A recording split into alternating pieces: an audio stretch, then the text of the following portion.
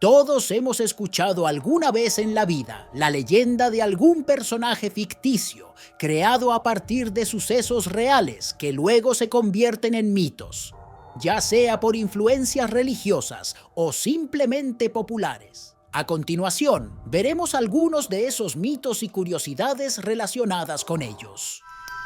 El sacamantecas. La historia del hombre del saco, que se lleva a los niños metidos en un saco, es uno de los mitos más conocidos en España.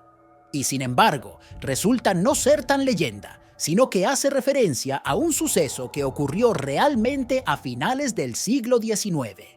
Y es que durante esta época se observaron diferentes casos de hombres que secuestraron y asesinaron a niños.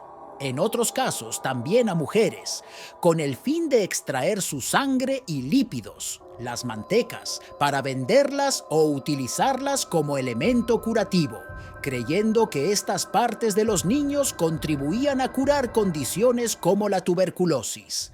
Un ejemplo real fue el de Francisco Leona, el cual junto a su cómplice y su cliente fue condenado a muerte tras el asesinato de un niño por estas razones. La Llorona. Uno de los mitos y leyendas de terror más conocidos de México, y que de hecho que tiene orígenes precolombinos, es la de La Llorona.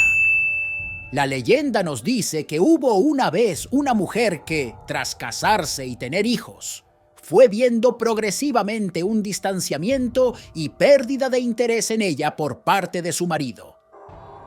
Un día, la mujer descubrió que su marido la estaba engañando e iba a dejarla. Furiosa, ahogó a sus 2 hijos, pero tras hacerlo se dio cuenta de lo que había hecho y terminó por quitarse la vida.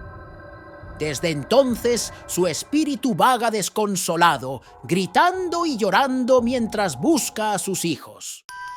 Kuchisake Onna.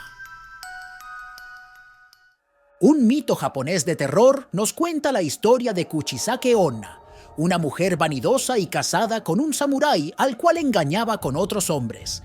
Un día, el marido descubrió las infidelidades y furioso le cortó brutalmente la cara y la boca, mientras le preguntaba si realmente se consideraba hermosa. La mujer murió, y el marido arrepentido terminaría por suicidarse. Desde entonces el espíritu de la mujer ha vuelto en forma de yokai, y se aparece de cuando en cuando, tapando su cara por una mascarilla quirúrgica. La mujer buscará y se detendrá ante alguien generalmente joven. Algunas versiones dicen que persigue a estudiantes e incluso a niños para preguntarle si la considera hermosa. Si le contesta que no, matará a su víctima. Si le contesta que sí, procederá a quitarse la máscara para mostrar su enorme herida, repitiendo la misma pregunta. Si la víctima se asusta, grita o responde que no, los matará. En caso de responder que sí, el yokai le hará la misma herida, o bien le seguirá hasta su casa para allí matarle.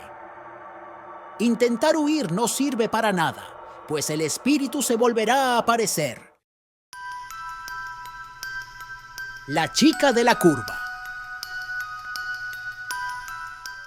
Una de las leyendas urbanas más conocidas y populares en múltiples países es la leyenda de la chica de la curva.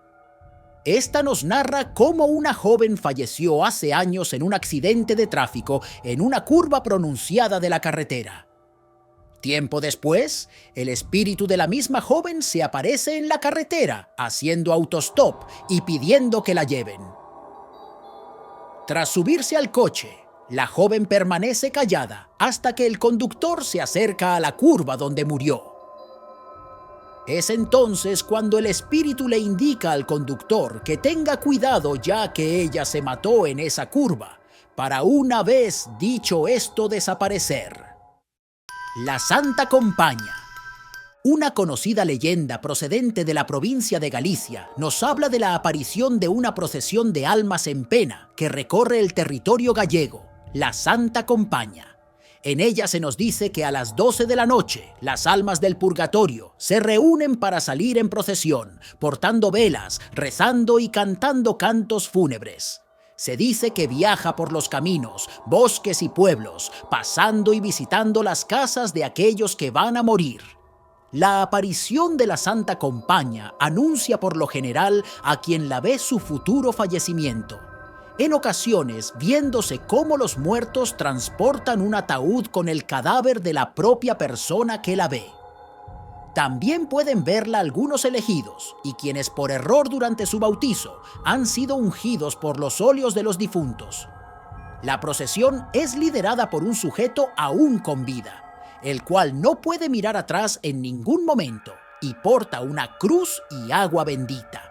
Este sujeto, el cual durante el día no recordará su andadura nocturna, está destinado a morir en poco tiempo, caminando todas las noches sin descanso y debilitándose y consumiéndose hasta morir y unirse a la procesión o pasar la cruz a otra víctima. Si alguien se cruza con la procesión, podrá protegerse de ella dibujado un círculo y rezando desde su interior. Akamanto.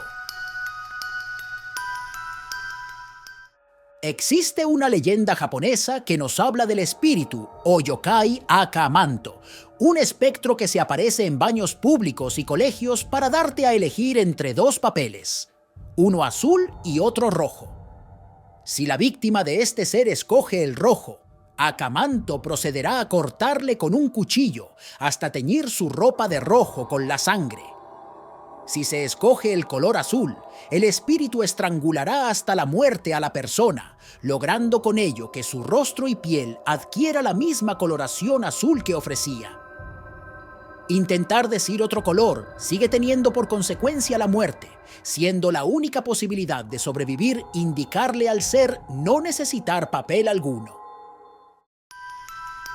El Silbón. Una de las leyendas o mitos de terror más conocidos de entre las procedentes de Venezuela es la del Silbón.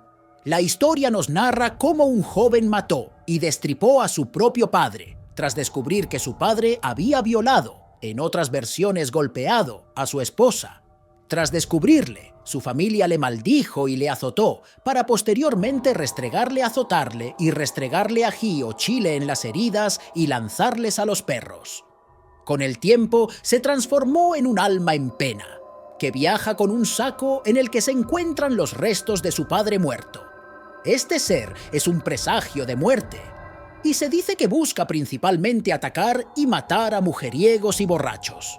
Sus silbidos suenan lejanos cuando está cerca, y cercanos cuando está lejos. Existen varias versiones de esta leyenda, en algunas de las cuales el motivo del asesinato del progenitor es la de extraerle las vísceras para comerlas cuando el padre no consiguió cazar a un venado. Existen muchas más historias en los diferentes países del mundo. Si conoces alguna que no se haya mencionado, escríbela en los comentarios. Con las historias en los comentarios, haremos el siguiente vídeo. No olvides compartir el vídeo y suscribirte.